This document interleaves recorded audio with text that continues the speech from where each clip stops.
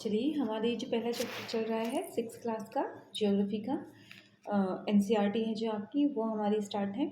हमने यहाँ तक देख लिया था कि जो हमारी अर्थ होती है तो उस पर हमारी एक इक्वेटर लाइन होती है और एक नॉर्थ पोल होता है, एक साउथ पोल होता है। यानी जो हमारी इक्वेटर लाइन है तो उन्हें हम लैटिट्यूड यानी कि आपका अक्षांश बोलते हैं।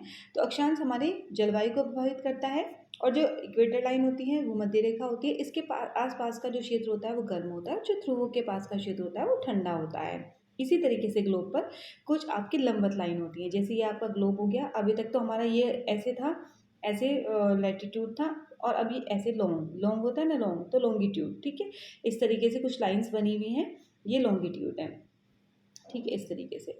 अब एक सेकेंड, अब देखिएगा ग्लोब पर लंबवत रेखाएं देशांतर कहलाती हैं, यानी जो मैंने अभी बना के दिखाया वो लॉन्गिट्यूड कहलाती हैं। ये किसी स्थान की दूरी ग्रीनविच इंग्लैंड से गुजरने वाली प्राइम मेरिडियन से नापती हैं। ठीक है, तो यहाँ पे देखिएगा आपके ऐसे, एक सेकेंड, ये आपका ऐसे है, तो यहाँ पे ग्रीनविच रेखा है जो कि आपके इंग्लैंड से गुजरती है, और इसके इधर कुछ आपकी 180 के आसपास लाइन है और यहाँ पे भी 180 के आसपास लाइन है। ठीक है, तो अब ये क्या करती हैं, यहाँ पर ये जो इंग्लैंड से गुजरने वाली प्राइम मेरिडियन से ये अपनी डिस्टेंस नापती हैं। देशांतर का मान यानी जो लॉन्गिट्यूड है उसका मान 0 डिग्री से 180 डिग्री पूर्व और 180 डिग्री पश्चिम होता है। यानी मैंने बताया आपको कि कुछ लाइनें 180 लाइनें इधर होती है 180, और 180 लाइनें इधर वाली ईस्ट में और वेस्ट में होती हैं।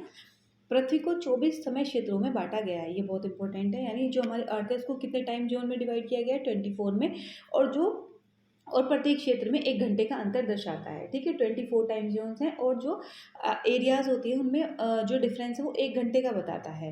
जो हमारा भारतीय मानक समय है यानी इस IST जो है हमारा, वो ग्रीनविच से 5.5 घंटे आगे है। ठीक है, तो जो ग्रीनविच रेखा जो इंग्लैंड से गुजरती है उससे, क्योंकि हर एक क्षेत्र 1-1 घंटे को आगे बढ़ता जाता है, तो जो हमारा ग्रीनविच है वो 5.5 घंटे आगे बढ़ जाता है।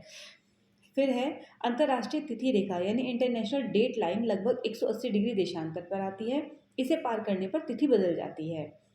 अभी बताऊंगी मैं इसको, अभी रुक जाइए। मानचित्र अक्षांश और देशांतर ग्रिड से किसी भी स्थान की सटीक स्थिति बताने में होते हैं। तो देखिएगा आपका इस तरीके से हमारा एक ग्लोब है, इस पर आपके कुछ लैटिट्यूड्स हैं, ये डिग्री के हिसाब से, जैसे 0, 1, 2, 3, 90 डिग्री, और 90 डिग्री ऊपर 90 डिग्री नीचे।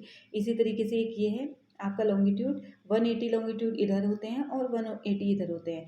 अब इन जहाँ पर भी आपस में टकराते हैं यानी एक तरीके से एक दूसरे को क्रॉस करते हैं, तो उससे ही हम किसी भी एरिया का लोकेशन पता कर लेते हैं। ठीक है, फिर उसके बाद इन्होंने कहा कि जो पृथ्वी का घूर्णन होता है वो दिन और रात का कारण बनता है। इसमें अलग अलग स्थानों पर अलग अलग समय होता है, इसलिए समय मापने में देशांतर आवश्यक है। तो समय नापने के लिए हमें किसकी आवश्यकता होती है, लैटिट्यूड की।